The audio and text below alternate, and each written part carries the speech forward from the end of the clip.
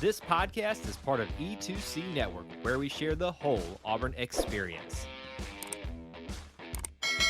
Where you go, Auburn fans? Welcome to No Huddle, your source for Auburn football news and discussion, part of the E2C Network. I'm AJ Richardson. I'm also here with Jared Davis. We're going to College Station to play the Aggies, the Collie Dogs, the crazy cheerleaders, but they're not cheerleaders. They're called yell leaders. I don't know. There's a lot of weird stuff. What's hilarious, and I want you to be watching for this. This is just a little sub bit. I've watched some Texas A&M games. You know, every team, even Auburn, has like their specific college commercial. I remember the one that Texas A&M is running right now. Watch for this.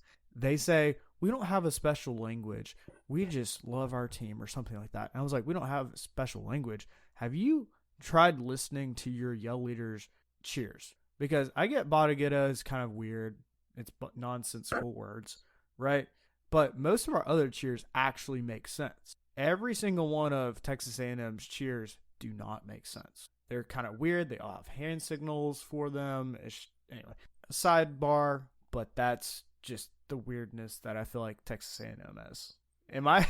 Have you seen that side of Texas A&M before? I have not ever really been around a Texas A&M fan, but I've heard, and they're unique. I will say that. Yeah. I'll try to keep it positive.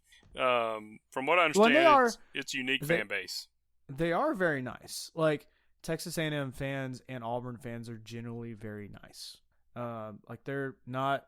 You rarely will see like it's kind of like, you know, us here in Georgia. You hear of the Georgia fan or the Alabama fan or just kind of being a jerk, and you don't hardly ever hear of that against Texas A&M fans, the fans themselves.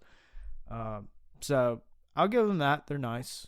They kind of have the Southern Texas culture going on for them. I always remember back the first year Auburn played Texas A&M when they joined the SEC. I went out to College Station, Texas, and that was fun. If you ever get the chance to do that, if you're going out this week, awesome. So excited for you. There's a lot of fun stuff to do around there. It's a huge campus, just like everything in Texas. It really is much bigger. So get ready, put your walking shoes on. Their stadium's huge, and if you're in the upper deck, which if you're an Auburn fan, you're probably going to get put up there unless you shell out just a ton of money.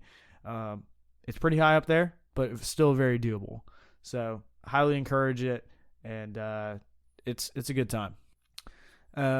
Let's talk about kind of the biggest storyline in my mind coming into this. So Texas A&M 2-1, Jimbo's struggling, shocker. I called it out preseason. I was like, they went 5-7 last year, 2-6 in the SEC. Lots of disappointment last year, lots of injuries, and I feel like Jimbo kind of just like, well, it wasn't our year. And you're like, yeah, that was your 5th year at Texas A&M. You've had lots of good recruiting classes, and you're not able to produce even a winning season. And that's what I think could happen again. Now, 5-7, maybe not. But if they even go, I don't know, Jared, what's kind of your line where you think the Aggie fans are just going to be enough's enough? Like, do they have to get to 7 wins, 8 wins, 9 wins? Like, what is that? Because at this point, yeah, they got a $77 million buyout, but it's Texas money. They threw a ton of money at him anyway. What's an extra $77 million if this program under Jimbo Fisher is going nowhere? What's your thoughts on that? Like, where's the line? I think 8. I think 8 minimum. I mean, you know, if it's the right 7, maybe, right? Like if it's, I don't think they play Georgia, but let's say it's Bama and maybe like Tennessee. Yeah, LSU. Like if you win, but if you're winning those, you're not going to lose the others. So, I mean, I would say if you beat Bama and LSU and you only win 7, maybe. But I really think it's 8, and 8 may not even be enough. I think he almost is going to have to overperform to keep his job. They wanted him out last year. Yeah. They came to an agreement of, hey, give up play calling. But if giving up play calling doesn't get... What we got to remember here is, like, they have all the built-in advantages. They have all the money in the world. They got amazing facilities. They're probably in the number one recruiting state in America. Mm-hmm. They've brought in ridiculous recruiting classes. Like if you can't win 8 or more games with that, like you're just not going to do it. And I know they did it in was that COVID year 2020? That was a really weird year. They had a senior offensive line. They had like a 12th year quarterback. It was just a weird year, right? And so, that kind of bought him some more time. I think if that season doesn't happen, I think they already pay the buyout. Yeah. And at that point, when did he get the extension? I feel like it was like 2021 or 2022, where this buyout just got even larger. And so if that season doesn't happen, like you said, in 2020, I mean, I think Texas A&M is already done with him. Literally, if Auburn contains their lane on a kick return against Florida State or if we don't fall for the fake punt, Jimbo Fisher doesn't even have this job. It's like, it's crazy how, I mean, if we beat them in that national championship game, like he has bought so much time off that game. Yeah, he really has. I think Jimbo's an average coach. I have from forever, and I know he beat us. Jameis Winston was like a Cam Newton. He just put the team on his back and won ball games. Yeah. He left Florida State in shambles. Yeah. And I think Mike Norvell is starting to get him out of that. But he left them in a big old mess, and that's hard to do because that's a lot of talent down there. So, yeah, I'm not a big fan of him. And, yeah, so anyways, I don't know where I was going with that. But I think they're, to them, because to me and you, $77 million sounds like a lot of money. It is a lot of money. To the amount of money that Texas A&M has, that's literally nothing. It's got the only reason that you don't do it is because of the optics of it. Yeah. But at some point, you got to be like, look, the lost benefit of keeping him around, we can't do it. Like, we got to move on. Yeah. Well, and I was reading an article. Well, you hear the number $77 million. Like the article pointed out, that's a big number. Don't get me wrong. Like Auburn even just paid out was like $21 million to Harsin, which is again a huge number. But the article was saying Texas A&M will find the money. They'll figure out a way if they really want him gone. And so, again, one other statement. I'll just kind of read this. A source told me this week. He said, "Look, it's year 6. What's another 8-4 season going to prove at this point?" And I think even like you said, if they get to 8 wins, that even is probably a question mark of like, can you next year put it all together? I would argue probably not. His track record is not showing and proving to me that he can do that. Make the jump from an 8-4 to like an 11-1 or undefeated season. I just don't. I'm not seeing it. No, I don't either. I don't see it. I think that I'm not saying we're going to win this weekend. I mean, but Hugh's in year 1, right, of a rebuild. If Hugh, is only winning 7 or 8 games in year 6, he's going to be in trouble. Yeah. I mean, in year 3, I mean, there's too much money now. There's no time to play around. Like by year 3 with the NIL and transfer portal, if you have money at your university, you need to be like, 7 needs to be your floor. Really 8, and you need to have years of 10+ wins. Yep. Show you got the top end, because right now, besides that 2020 season, I mean, A&M doesn't have that going for them, at least under Jimbo Fisher. So again, that's kind of the big discussion in my mind is like, I think Jimbo, if he doesn't do that, if we beat Jimbo, I think this is the beginning of the end. Like if there hasn't already started. Yeah, there are a lot of people are calling this make or break for Auburn this year. I don't really get that. I'm like, I mean, I get it. No. I get it's a pivot game, right? It's one of those games that you can win, so it'd be nice to win. I think it could be make or break for Jimbo. I think I'm with you on this. I think this could be, Les Miles when he lost to Auburn that year, it had already started to slip away, and that kind of did him in. They won't fire him after the Auburn game unless if we do the unthinkable and go in there and blow them out, which I don't expect. If we go in there and blow them out, I don't know, man. It could get interesting. But, yeah, I think if we go in there and win, I think you're right. I think I think it's a done deal. They're just going to play the year out. Yeah, they're probably going to wait out until that buyout goes down a little bit more and then just be like, you're done.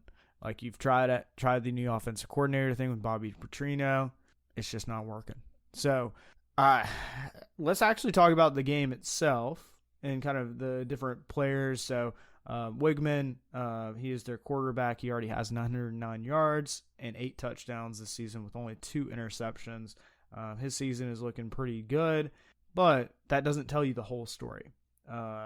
Obviously, Texas A&M has struggled so far this season. They have lost to Miami by 15 points.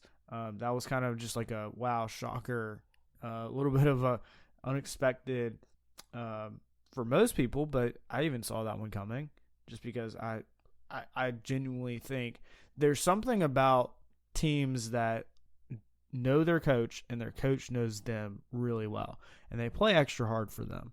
And I have never gotten that kind of from Jimbo. He doesn't seem to be a guy that can get the 100%, 110%, whatever you want to call it, out of his players.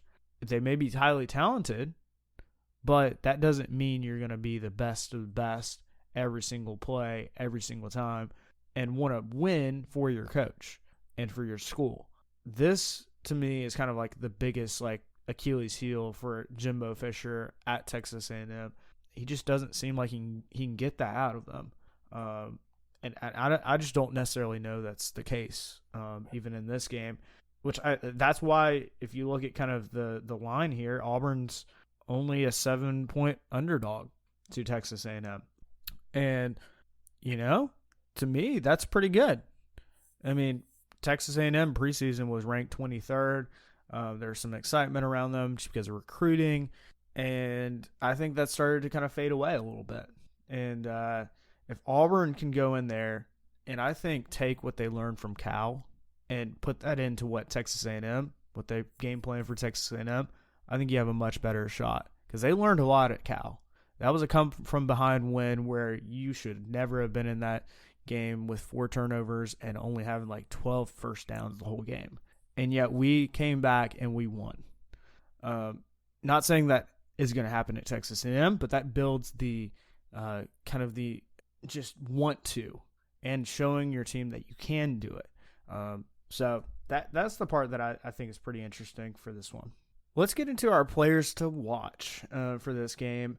For offense, Jared, who are you going to be watching for Auburn this game to just make sure we get the win? If you had to kind of pinpoint one person, one person, probably got to go Fairweather. I don't know if I went him last week as well, but I think he is starting to become our go-to guy and the guy you can rely on. Like, all right, we need a first down. Go to him. I mean that, and you're like, well, that's the tight end. You can't win like that. Georgia does. Brock Bowers. When things are not looking good, they go to Brock Bowers and things look good. So yeah, I mean, I'm not saying Fairweather is Brock Bowers level, but I think he's your number one. It doesn't have to be a perfect pass. He seems to be able to get open, and yeah, he's the guy I'm keeping an eye on, man. I think you gotta have that. All great Auburn teams had that go-to, like, all right, we can on third down. I know who I'm going to. Exactly. And we've been liking that. Who was the guy that we had Anthony Schwartz, and who was our other guy during the same time? Big receiver. He got drafted too. He went to Denver. But anyways, he was our guy. But since him, 2019, we hadn't had anybody that we can like count on third down.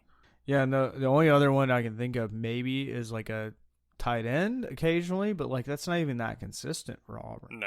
No. So it's just like, who's our guy? And Fairweather so far has shown to me he can be that guy. If it's not him, I would argue maybe even like Jay Fair, that he's stepping up and getting some big catches. The guy on offense that I'm going to be watching, I think it's kind of the easy one, is Peyton Thorne. See how he does. But even an honorable mention is the running back room because we've talked about it. We haven't seen the breakout runs and higher stats that the running backs I think are capable of, because we have arguably 4 really good running backs that could potentially be starting at any SEC team. And so far they're not showing that. And that's okay. I think when teams so far, they've been just saying, we're going to stop the run. We're going to put a ton of guys in the box, and we're going to force you to pass. I think when we go to a team like Texas A&M or even other SEC teams, they're not going to be able to say, we're going to do that. Because guess what? Peyton Thorne is going to find the one-on-one matchups on the outside in the pass game. And we're going to make them kind of get outside, not play in the box. And if that's the case, I think our run game can start, making some headway because there's obviously lots of talent there. Even preseason, Hugh Freeze was talking about Jarquez being the best running back that he's ever coached. And you don't just say that as a coach. And I don't think Hugh just says things. He seems to be a very honest and transparent kind of person. So, I don't know.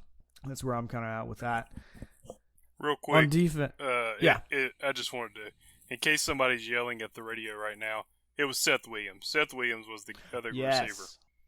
He was that go-to, like, all right, I need a third down. If I throw to him, he's going to catch it. Yeah. Seth Williams was awesome. Yes. I love that guy. Let's transition over to defense. Jared, who are you going to be watching on defense for this game? And who could be a difference maker for Auburn? Oh, man. I'm probably going to go secondary as a whole because I don't think A&M runs the ball very well. I think you've already given the stats about, is it Wigman? Is that his name? Yep. Yeah, you've already given the stats about him. They can throw the ball around, and, that's kind of their offensive coordinator is pretty good about dialing up some good pass plays, always has been. So, I'm going to keep an eye on them. Also, we're a little thin. We've been having to play K and Lee a lot. It's true freshman. So now he's good, and that's great experience. But can we get Pritchett back? Can we get Kaufman back? The good thing about Kaufman is I don't mean this good because concussions are not good, but concussions is typically like, all right, it's a protocol. Let's just hold you out one more week. It's not like a nagging injury. So right. I think Kaufman should be back. I think they're going to play a big role, man. They've been getting us some interceptions. We're going to need them again on Saturday. So I'm just going to look at them as a whole group, honestly. Yeah. Secondary, if A&M only threw 3 games has already thrown for almost 1,000 yards, it's showing you, like, they can dial that up. And our secondary is going to have to be put to the test. And I would argue some of that was even against Sanford because, they were passing the ball a lot. And our secondary was making plays. And it was only a matter of time before we started getting pass deflections, interceptions.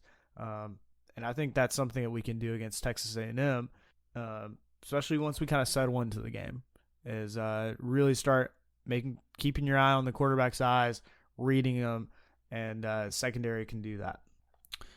On defense, I'm going to go with just kind of the linebacker core in general. I saw Wesley Steiner step up a little bit. We also saw, obviously a few games ago, Eugene Asante step up. I'm still kind of a little bit in the I see potential, but it's a wait and see kind of deal for me. And I want to see it against a good opponent, kind of what we end up doing. So just linebackers in general for me. All right, special teams. Who are you going to be watching? Whoever we put back there to catch a punt. My goodness, yes. Good answer. We didn't talk about it in the Sanford review, but I thought it was hilarious. On their last punt, Hugh was like, don't even put anybody back there. Like we had we had nobody back there. And I was like, that's pretty funny. Yeah, and the punt only went like 22 yards or something. Yeah, like you can't do that as a plan, right? But I mean, yeah. I think you do if you're having to seriously go to, let's say Keontae Scott can't go. I think you almost do tell the guys, like, listen, if there's anybody around you, just back away. Like, don't risk it. I know that you don't want to have it bounce and get another 15 yards, but you also don't want to turn it over. So if it's wide open, have at it. If it's not, just back away. Yeah. Because a lot of them, and I know for Sanford, their kicker or their punter was really struggling, and it was shorter punts. It's Texas A&M. I don't know their punter, but I'm sure he's not going to struggle and kick 25-yard punts every time. No, that's more of like an FCS punter kind of deal. You're not going to want to. You're going to need somebody that can catch the ball back there. But I mean, and it's always been an Auburn thing, right? I feel like we're always like, just catch the ball, please. Just don't. Please, yes. Yeah. Some teams, Georgia and them, use it as an advantage and will return a punt. We're like, just catch the ball. That's all we need. I know. And we saw, some signs of that with Keontae Scott. does a good job. He does do a good job.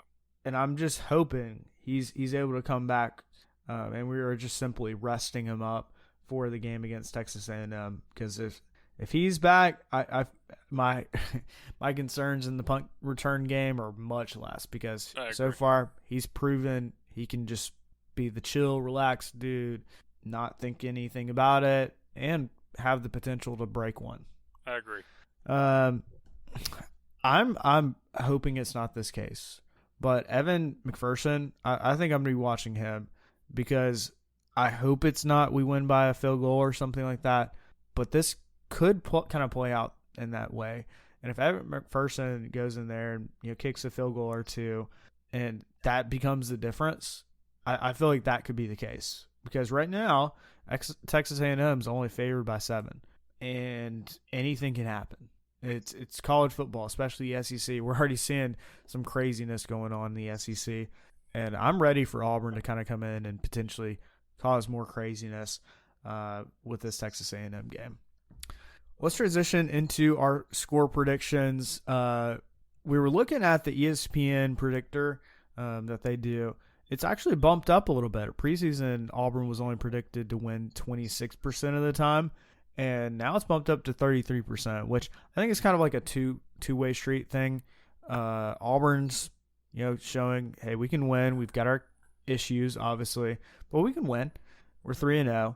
And then it's also Texas A&M starting out ranked, no longer being ranked, and lots of questions with Jimbo, the team, morale, all of that kind of stuff going on. So I think it's kind of a two-way street there. So preseason, I predicted us winning by 3 points. Jared, you said by 6 points. What are you feeling now? Is it going to be the same, or are you going to change your score prediction? I'm going to change it. I don't think we win. I hate to say it. Okay. I don't think we win. I don't know. I mean, I think the spread's probably about right. I think we probably lose by a touchdown. I hate it. I don't want to say it. I just don't know that we are confident enough in what we're doing, to go on the road and win at a talented SEC team. I do think what we did Saturday against Samford helped. I think it gave Thorne confidence, but I don't know that we have enough yet to go on the road. I think at the end of the year it'll be a different story, but right now, I think we lose. Yeah, that's where my gut is, and then my homer comes out. So I'm going my homer.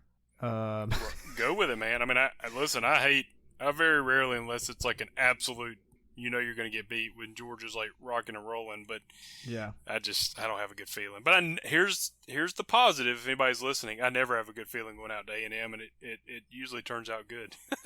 I know, isn't that weird? Like we always reflect back on where it was every single year. It felt like we went out to Texas A&M and we won, but then the flip side of it was weird. Texas A&M would come to Auburn and beat us in Jordan-Hare, and you're like, my goodness, like, well, when is that ever happening? That's just college football. It's college football. It's weird. I'm going to stick with my score prediction. 3 points for Auburn. We win. My gut's kind of telling me it's not going to be very pretty. It's going to be like 21-24. Lower scoring relatively.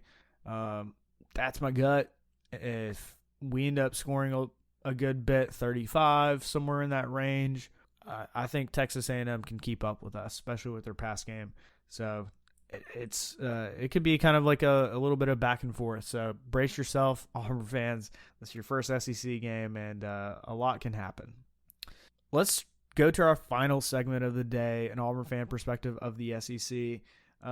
We talked about it last week, just the struggle of the SEC going on. But I did want to also kind of pull out a stat. So I saw somebody put together the SEC against Power 5 teams this year is 5-7. We have a losing record, and some of these.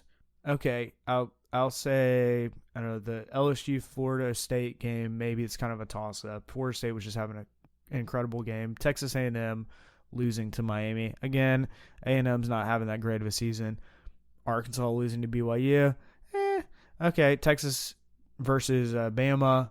Again, another loss. It's like just Bama's trying to figure out their quarterback situation. And then Wake Forest beating Vandy. Okay, those are the losses that we've got. Okay. I mean, to me, that's not as bad. And the season is long. So, like, I got to remind myself. But I do think that there's some issues going on in the SEC that other conferences and other teams are kind of stepping up their game. And I still think the SEC is still the best, but there's teams catching up to us. A few games to kind of pull out. Bama, what was it, halftime or something? 3-3 against South Florida. That's not a storyline I thought would come out of this. And Bama only ended up beating South Florida 17-3, and you're like, really, South Florida? And then I noticed Bama fell in the AP poll to, I think, the lowest rank that they've had in about a decade. They're 13th in the AP poll right now. I mean, Bama hasn't even been out of the top 10, it feels like, in forever. I mean, to me, this is kind of like just a sign of like they are really struggling. They don't know what they're doing at quarterback. They switched out their quarterback to Tyler Buchner, but I don't know how you say it. Buchner? I don't know. He looked bad. That's all. That's how you say it. That's how you say it, right? Yeah. Tyler, he looked bad. That's his last name. Yeah, Tyler, he looked bad. Quarterback. Yes. Bama. And we all know Bama kickers are bad, so Yes. Tyler, there you go. He looks bad. Bama player. He might have actually should have tried kicking some, because I mean I saw him throw an out route. The ball landed like 5 yards in front of the receiver. Like it was literally like he threw it into the ground. It was like a long spike. Wow. Like spiking the ball, but just 10 yards down the field. So here's a stat for Bama's starting quarterback. He was 5 of 14 for only 34 yards. Yeah. It was bad. What? That's crazy. It was bad. I mean, the crazy thing is, I hate to say this, but we got to give them. I mean, the fact that they're 13th, they're panicking. I mean, that just speaks to what Saban's done over there. But yeah, this is not going to be an old Bama team. I mean, I predict they'll at least lose 3 games. I mean, it feels like it. I mean, if you told me 4, I wouldn't say you're crazy. I mean, and sadly, that's we're used to that. So, but I mean, for Bama, they are struggling. It wasn't good, man. And I'll be honest, I watched the Georgia game. The only reason that that game, I think Georgia pulled away one by 10, but South Carolina didn't have the depth. But in the first half, they were getting pressure. They were dominating the line of scrimmage. They were controlling the game, and they ran out of gas. So and you mentioned earlier about SEC teams. Like I was talking to somebody today, and I said, "Are there any day one? It was day one, first and second round in the NFL. Are there any day one quarterbacks playing in the SEC right now? I don't know that there are. Milton maybe at Tennessee just because of his raw talent. Yeah, maybe Jaden Daniels at LSU because of his raw talent. But I couldn't put my hand on the Bible and swear that those guys are day one quarterbacks. That's crazy. I mean, and I could be wrong. I'm the one making this up, saying this, but I think it's a valid argument that you don't have a day one quarterback playing in the SEC right now. Yeah, and to me, it's also kind of the world of the transfer portal that the talent is getting distributed more and more to other teams because hey, if you're not getting the reps that you want, just go transfer to another school. I mean, Bo Nix did that, and look at him; he's doing great at Oregon. And and he even had all the reps. He was just like, I don't like this system. I want to get out of here, and he is balling out.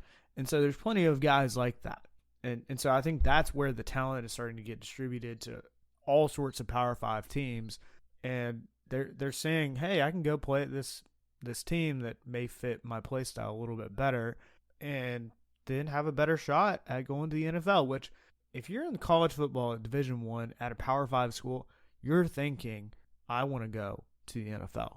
And whatever sets me up to do that, that's what I'm going to do. So, You know what's something also crazy about the South Carolina Georgia game? I mean, literally it took up until about the third quarter for UGA to finally get a lead in that game. That took so much longer than I would have thought. I mean, we all know, South Carolina can be just a pain when they really want to be, but I didn't think it was going to be that long. Is that crazy? I watched it. I mean, it was. Listen, I'm not. Georgia's still the best team in the SEC, but the whole point I'm trying to make with all this is there is no great team right now. Anybody is beatable. I even have a Georgia buddy. He said the same thing. He's like, we are beatable. And they are. And I'm not saying Auburn's going to do it, but watching that game, they did nothing special. The USC gave out of gas. My guess is they don't have the depth. Georgia, the thing that Kirby has done over there, and it's really what Saban did his first 7 years of this, is built such a dominant defense that it allows your offense to get it together. And it took Georgia's offense about 3 full quarters to put any resemblance of an offense together, but their defense allowed that. And all it took, they had 2 good drives. They basically had 2 good drives the entire game, and that's all they needed. And, the defense is a part of the team, so they are a good team. But they are not the team right now. They're not the team they have been the past 2 years. Yeah, definitely not. And that's what I was expecting even coming into this season. Probably Bama, LSU, Georgia to kind of be those front runners for the SEC. And maybe Tennessee too. I just have a little. I mean, even this week, you saw Tennessee lose, and that's kind of just the way it's gone. It's kind of a weird season, as most SEC seasons are, but this is even more weird.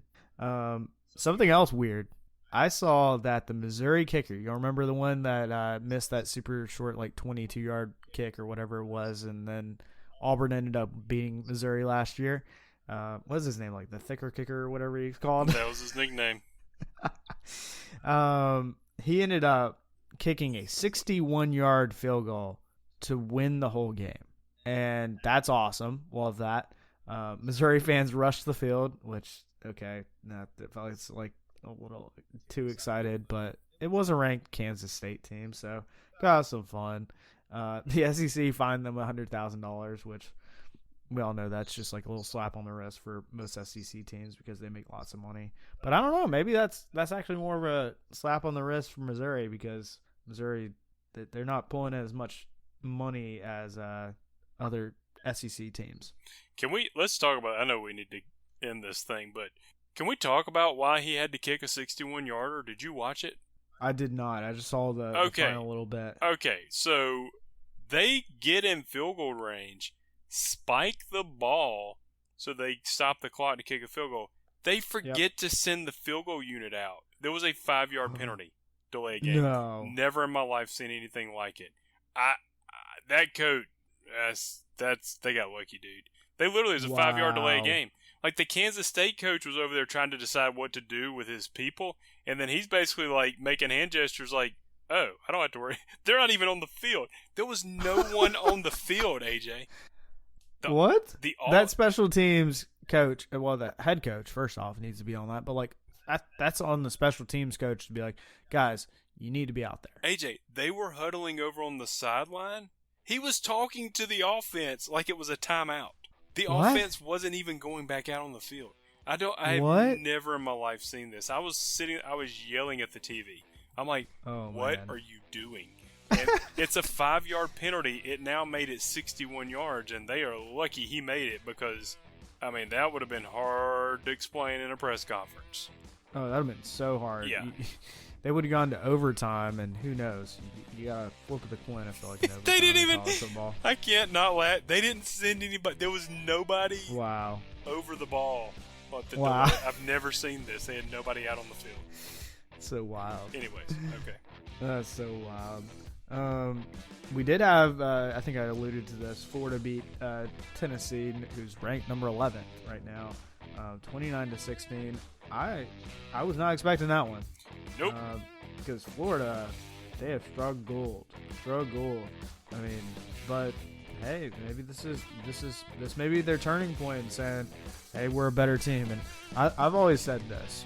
especially about the SEC East, it is a much better world when Tennessee and Florida are good. Because guess what?